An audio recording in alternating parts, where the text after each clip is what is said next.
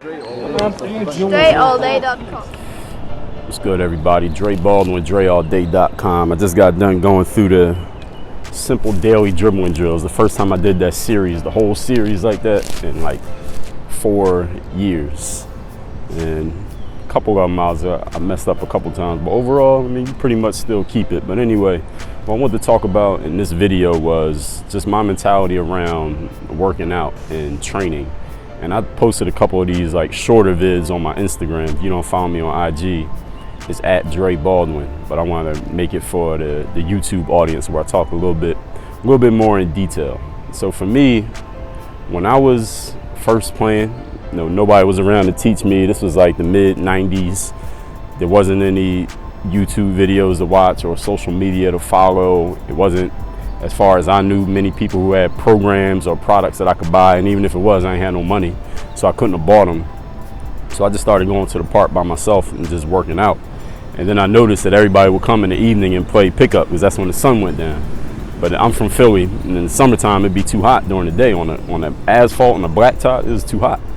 So I realized, all right, all I got to do is come out here. I'm gonna come out here at night when everybody else is working out, but I'm gonna also come out during the day. Like, I get up to the court like 9 o'clock in the morning, just when the sun was coming up, and start working out. Practice by myself till like 12 o'clock, 1 o'clock, 2 o'clock in the afternoon.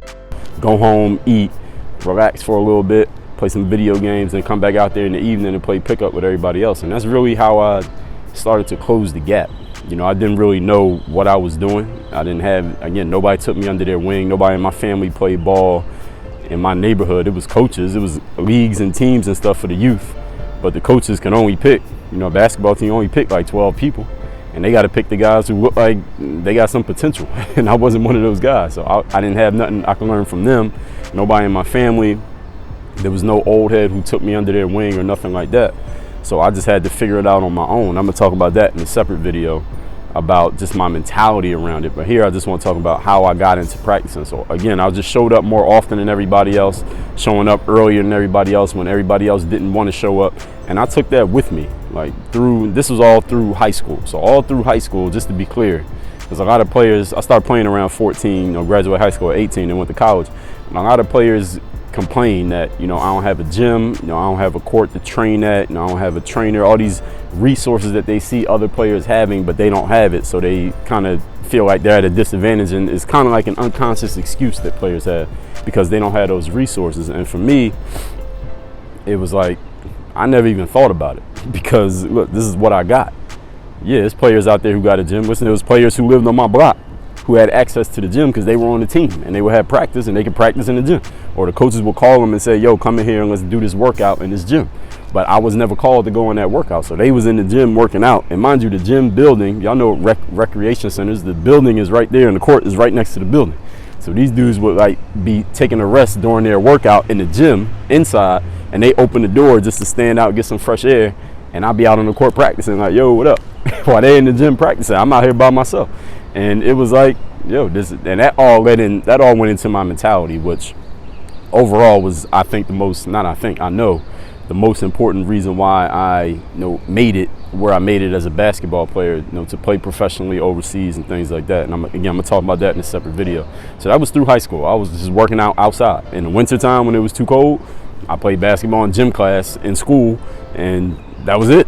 That was it. I didn't really have nowhere else to practice, and that was the situation. I couldn't bitch about it because, again, that's all I had, and I didn't even have these points of reference like y'all have to look at somebody's YouTube or Instagram and like, damn, he got a gym, he got a trainer, he got this, he got that. I didn't have those things to even look at. So even if I wanted to bitch about them, I didn't have anything to compare my situation to. And had I even seen them, my mentality was always work with what you have. Like, if this is what you got to work with what you got. Don't bitch about what somebody else got. How is that going to change your situation? It's not. I always thought in a practical way like that.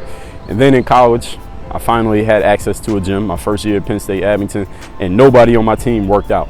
Like, nobody came to the gym and just practiced by themselves. Nobody. Before the season, during the season, after the season, I was the only one who ever came in there and just worked on my game alone. I spent that whole, as soon as our season ended, which was around this time of year, my freshman year, I just kept coming to the gym. March, April, I was just in the gym, working on my game every day. Nobody else was in it, just empty gym, just me. And I did that all summer. I wasn't even taking classes that summer. And all this I talk about in my book, Work on Your Game. If you don't have that book, go get it. It's on Amazon. I would just work on my game that summer by myself. And one day I ran into a coach from Penn State Altoona. It was a D3 school. At the time, Abington wasn't yet D3, but they're D3 now. He recruited me. So, that was like, you could call that being lucky, but that's preparation meeting opportunity. I was prepared, and I was always in the gym working out, and the opportunity happened to show up while I was doing the work. And that's how it works in life. It don't always work out perfect or when you think it will, but it works out. Then after that, going in, once I got into my professional career, once I got to Altoona, there was dudes who actually worked out. My man Wes Pfeiffer, Brandon Battles, a few other dudes who had a lot of talent. There's a lot of talent on that campus at that time. We worked out a lot. Then in the pros, once I was in Miami, trying to get on overseas. Sometimes I was on, sometimes I wasn't on. What I would do is just go to the gym. Like, people would ask me sometimes, what time do you get to the gym? What time do you work out? Dre, how you always got an empty gym when you're working out? What time do you get there? Do you own your own gym? And questions like that. Listen, I got to the gym when the gym opened. Whatever time the gym opened, I was there. As soon as whoever was the opening shift person working at that gym, when they unlocked that door, they knew me. Like, even if they didn't know my name, they knew me, because every single day I was there, like clockwork. As soon as that gym opened, I was in the gym. If it was a 24-hour gym, I'd try to get there. I would just gauge. I would gauge what time do the other people start coming into the basketball court. If they got there, other people came to the court at, let's say, 6:30, I get to the court at like 5 o'clock. So I know I got my 90 minutes to get mine in. And when they show up, if I want to play with them, I can. But if I don't want to, I'm good. I got my 90 minutes in, I'm good, I can leave. Whatever time the regular motherfuckers was coming, I was getting there 90 minutes before them so I could get out of there. So I ain't had to mix with them if I didn't want to. So players asking me stuff like that, how I go to a court and there's always a whole bunch of people there. Listen, a whole bunch of people don't wake up at 5 in the morning, folks. A whole bunch of people ain't waking up at 4 in the morning. A whole bunch of people ain't waking up at 3 in the morning. A whole bunch of people ain't on the court working out at 4 a.m. at a 24-hour gym. That ain't happening. All right, so if you say the court you go to, there's always a whole bunch of people there, so you can't never get a court and work on your game, that's because you're showing up when the regular people show up. Listen, regular motherfuckers ain't getting up 6 in the morning on the weekend to work out. They might be getting up to do something else. They ain't getting up to work out. Or they might be still awake from last night. But in general, listen, when the gym opens, you should be there. You should be the first person there every single day when that gym opens. I guarantee you, even if when you first do it, is other dudes there and they kind of like in your way from you getting your workout in, I guarantee if you keep showing up, give it a month, I guarantee you they ain't gonna keep showing up every day. I guarantee they not. Because there's only a small percentage of people who even got the mentality to do that, especially if and when you have no idea where your next opportunity is coming, if you even gonna get a next opportunity. So y'all with this, not having nowhere to work out, listen, I'm on an outdoor court right now, ain't nobody here. What time is it? 9 o'clock in the morning on a Sunday. I'm recording this on a Sunday, ain't nobody out here. You can't tell me there ain't nobody in this neighborhood who want to work on their game and do something in ball. They ain't out here. I don't know where they at. Maybe they got access to a gym. I don't know. But if this is all I had, I'll be out here every day getting it the fuck in, because this is what I got. And ain't no excuses. No excuses. No, this person got this. No bitching. You just do what you got to do with what you got. My first 5 years hooping outdoor courts. That's it. So it's nothing to bitch about because I ain't have no alternatives. Then when I went to college, I used the courts. Got out of college, I had to give me a gym membership. LA Fitness. LA Fitness, LA Fitness got one court. It's small as shit. You ain't even got a sideline. You can't even stand on the sideline. You got to get in there when everybody else ain't in there. I would just go in there, I would gauge. All right, this time people come in at this time. All right, now I got to come there before that so I can get mine in before these bum motherfuckers come, and I got to be on the court with them playing pickup or whatever I'm going to do. But I got to get mine in.